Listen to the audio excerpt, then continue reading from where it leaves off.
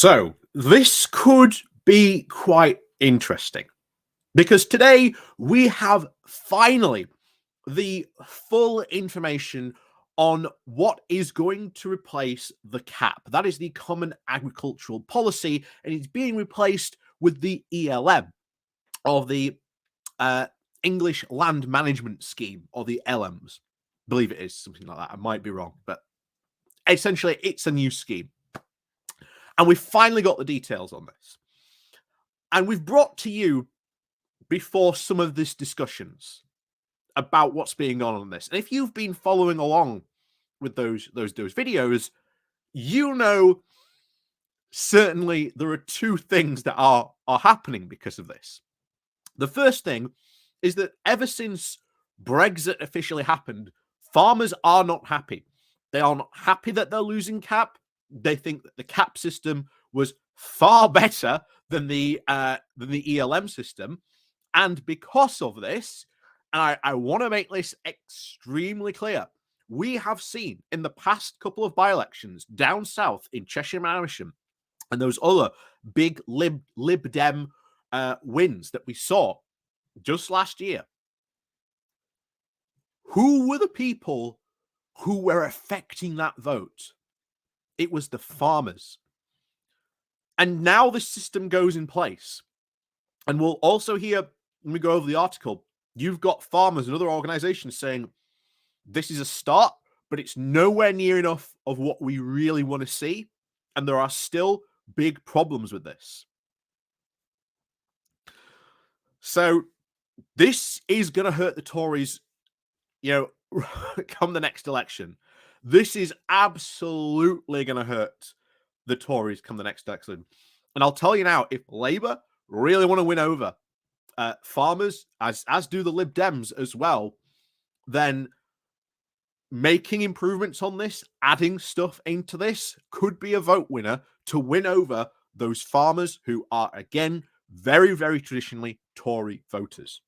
Because I cannot see this system being welcomed all that well. I think farmers will use it, absolutely. But there's a couple of other things in here, especially one of the concerns that they have, which Brexiteers always banged on about as that's a really big problem.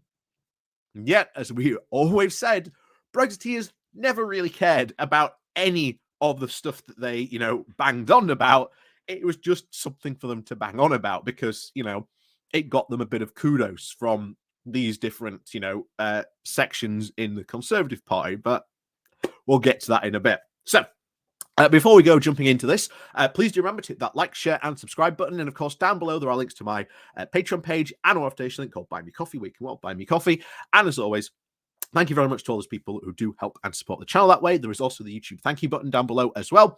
And of course, there is the Pony Club down below too.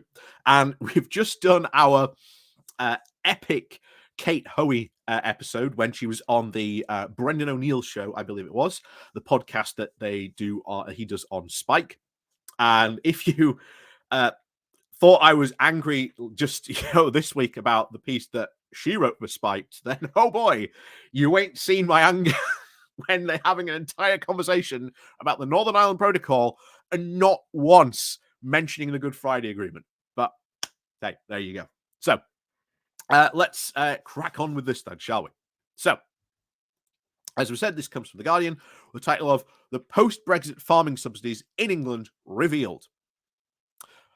Farmers in England will be able to receive government funding for up to 280 different actions that protect the environment, from conserving hedgerows to maintaining petlands, and a comprehensive overhaul of farming subsidies. The long-awaited announcement on Thursday shows farmers what will be expected of them if they apply for the government incentives called the Environmental Land Management Schemes, or the ELMs. See, that was right. I thought it was the English Land Management Schemes, but it does apply only to England, technically, so yeah. But again, Environmental Land Management Scheme, so ELM. And it is worth over 2.4 billion a year from this Parliament. Farmers welcome the announcement for providing clarity on the new payment plans, which have taken 5 years to draw up and are a post-Brexit replacement for the EU Common Agricultural Policy, also known as CAP. Unlike CAP, which provided farmers incentives based mainly on the acreage they farmed, the overhaul is meant to reward farmers for protecting nature and improving the environment. But critics warned that the big arable farms were still likely to reap the biggest benefits. Well, the biggest, let me put my teeth back in, or the biggest rewards under the new plans, with meager pickings for small farmers and those in difficult environments such as uplands and moorland regions. So bear in mind, Brexiteers constantly, constantly moaned about how CAP favors big farmers and leaves the the little farmers out of it. And it was mainly focused on, what you farm and your acreage, essentially, of what your farm depends what type of money, how much money you got from the CAP. Okay. But one of the big things, I can't remember if they'll mention it in this, but one of the big things that a lot of farmers have been really annoyed about, and this goes from the range of them, big and little, is that this scheme doesn't reward them for being farmers. It rewards them for being essentially, environmental land managers. And ultimately, at the end of the day, while farmers do recognize that that is, a good thing for them, they still want to be, to say, rewarded for being farmers and being helped out, because that is the job that they do. That is the job that they are. They're not environmental protectors. And of course, if you're a big farmer, you're going to get a lot of money from this. As again, that's one of the big criticisms that's come out about it. And where are all the Brexiteers on this? Because this was one of their big main criticisms, that, oh, it doesn't help the little farmer. The CAP, screws over the British small farmers. Well, where are the honest ones? I'll tell you now, this isn't going to go. I do not think this is going to go down well. I think this is going to lose the Tories a lot of rural votes. I really think it is. So rates of payment for most of the 280 measures were set out in a 101-page document. The payments cover nearly every aspect of farming and are aimed at helping farmers to become more environmentally sustainable, use less insecticide, reduce pollution and other impacts on the natural world while producing more food. Except we are potentially about to see an absolute ton of deregulation. So bear in mind, we could get a situation where we've got this ELM that says, if you want this money, you have to follow these rules. But under this new massive deregulation push we could be seeing, well, certainly pesticide use could be thrown out the window. There's a ton of different things there that could have an impact on environmental stuff, which then that's all being deregulated, but the ELM says we do this. Now, there are going to be a lot of farmers, I can guarantee you, who are like, well, if I don't follow the ELMs, but I go with this deregulation path, all of a sudden I could be making a lot more money. And I think that is what you could potentially see. I really do think you could potentially be seeing that in some places if this deregulatory, fanatics get their way. So I am very surprised that this has certainly enforced some of environmental sustainability stuff, insecticide use, and of course pollution. That's good. But I worry about the fact that you've got a section of the Tory party that has an absolutely fanatical goal now of removing as much regulation as possible. What happens if this EU reform bill goes through? What about all those environmental protections, pesticide protections that are in there that are, again, part of the retained EU law that we've taken on? What happens then? I think that's a valid question to sort of ask, but it could be quite worrying going forward. So payments will vary widely depending on the actions that farmers undertake. For instance, farmers will be paid as much as £537 a hectare for creating a fernland out of the lowland peat, and over £192 a hectare for maintaining land to produce fruit and organic standards, down to £22 a hectare for assessing soils, and £10.38 for establishing a skylark plot. And some are broad. The £22 a hectare for adding organic matter to soil or having green cover on at least 70%, or at least having 70% of land over winter, and some detailed, such as the 120 to 150 in maintaining the Svartviken moss, I think that's how you say it, to capture and store carbon. The prospectus will be pored over by farmers who will be able to, quote, stack the different payments and incentives, drawing on as many as they can to apply to their farm. The payments mean to provide public money for public goods and to replace the subsidies from the EU Common Agricultural Policy, and have nearly taken up to 5 years to draw up after the interim measures met with mixed success. Theresa Coffey, the Secretary of State for the Environment, Food and Rural Affairs, said that farmers are at the heart of our economy, producing food on our tables and being the custodians of the land that it comes from. These two roles go hand in hand, and we are speeding up the rollout of our farming schemes so that everyone can be financially supported as they protect the planet while producing more food sustainably. What do you think is going to happen now? Bear in mind, I am going to be watching, certainly over the next couple of days, certainly things like, Farmers Weekly and Farmers Guardian, to see what the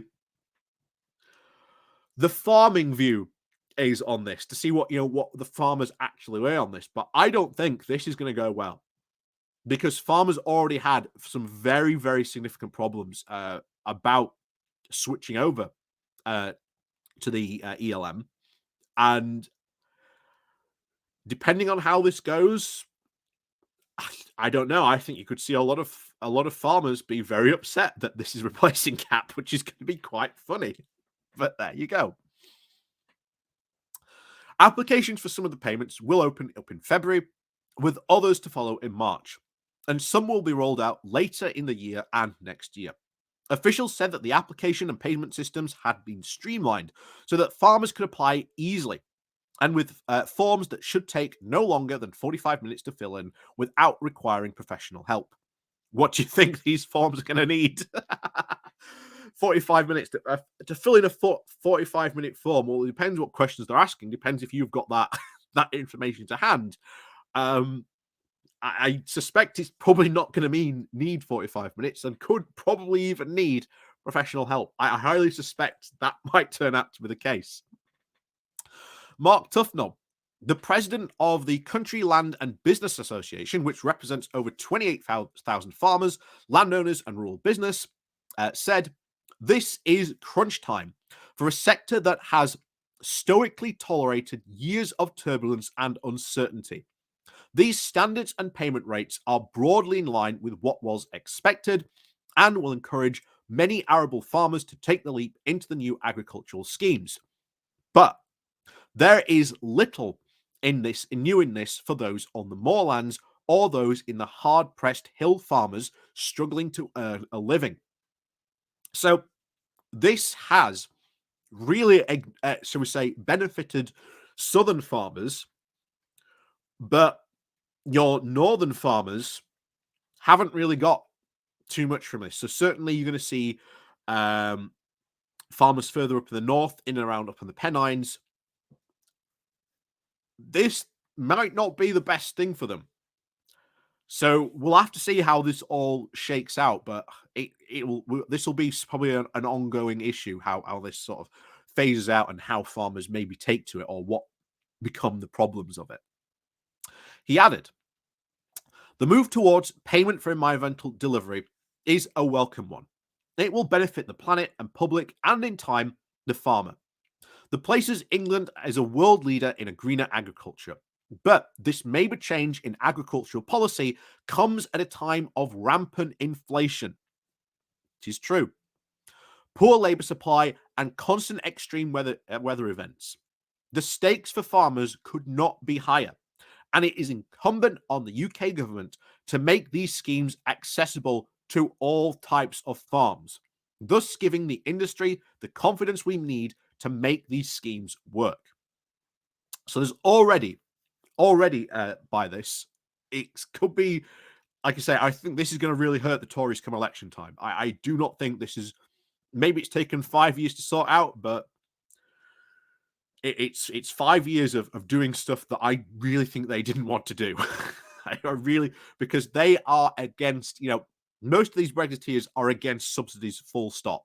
They have gone on for years how bad, the cap is. But here we are bringing in our own subsidies. So it'd be very interesting to see if there's a Brexiteer come back on this, or what the Brexiteers overall think about this.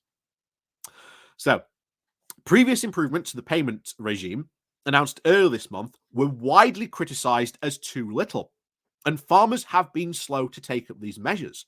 The Guardian revealed that only 224 farmers had actually received payments last year. And the sustainable farming experts have said the scheme did not go far enough to bring about the changes needed to rescue the UK's natural environment, which has been degraded after decades of intensive farming and a lack of focus on nature protection. Last week, the regulatory watchdog, the Office for Environmental Protection, criticised the government for falling short on almost every environmental measure. What a surprise. Martin Lewis, the chair of the Nature Friendly Farming Network, said that Thursday's announcement was a positive one, but did not go far enough. Individual actions on their own won't achieve our climate and nature targets, he said. There needs to remain a name for joint-up actions between the approved and a piecemeal approach. Gareth Morgan, the head of farming policy at the Soil Association, added this: the government is failing to make clear how they will give farmers the confidence to invest in the radical changes needed for a resilient and sustainable agroecological farming sector. And we are facing a climate emergency and ecological collapse. They are welcome elements in today's announcement, but we must stop tinkering around the edges. So this goes with exactly what we've been talking about this before. All before, the farmers have said, this doesn't go far enough. Some are unhappy because they want to be farmers, not environmental land managers. I understand that. But at the same time, I do bizarrely agree with Theresa Coffey that, as a farmer, not only should you be responsible for looking after land, but also the environmental around it, which again puts me in that bizarre position of agreeing with Theresa Coffey. But hey, there you go. A broken clock can be right twice a day. But overall, we'll have to see how this plays out. I think this could be at least maybe a year or more before we start to get, the farmers, what they think about this, how they go about these plans. I think you've already got two people there who are saying, look, some of this stuff is good, but it's not as much as we want or as much as we need. I agree. I think there are big questions to be raised about the fact that the Tories are pushing for regulatory divergence. That could have big effects on this scheme as well, because if you're a farmer and you're following this and you want to use a pesticide, which again, previously you couldn't use, but ELM says you can't use that pesticide, when you're looking at your potential profit, what's better? Do you follow the ELM, or do you just start using the new unregulated pesticide that you previously couldn't use before because it's somewhat quite dangerous to the environment, but it's really cheap? And then how is all this going to be enforced? I think was a question that was asked before, not answered here, but that will be an interesting question. How is all this going to be enforced? How are we going to make sure that farmers are actually following through on this? You know, how do we know that farmers aren't just claiming for stuff and then saying, yeah, you don't? It's a bit worrying, to be honest, but I think there's lots of holes in this. Some of the stuff, you know, as you've got some of the farming experts saying, yes, some of this is good, but it hasn't gone far enough. I worry about the deregulation factor that the Tories really want, how this is going to play off against each other. That's something we're going to have to keep an eye on. Will this affect the Tories come election time? I think this will. I think this will hit them very, very hard. We've already seen farmers change from being, conservatives to switching over to the Lib Dems. Will this trend continue? We'll see. We'll see. But overall, I think we'll wait to see what the farming experts and they have to say about this. Like I say, I'll be watching the Farmers Weekly, see what they have to say about all this. But overall, while some stuff I think will be welcomed, there'll be questions about, well, we want this, this, and extra stuff as well. So we'll have to see how this all plays out. That's for sure. But as always, thank you very much for watching. And as always, guys, thank you very much for your support. Like I say, stuff to help support the channel down below. There's the YouTube thank you link. There's the Pony Club. There's the one-off donation link called Buy Me Coffee, where you can buy me coffee, the Patreon page, etc., down below. And of course, guys, as always, thank you very much for watching. And of course, we'll see you all next time.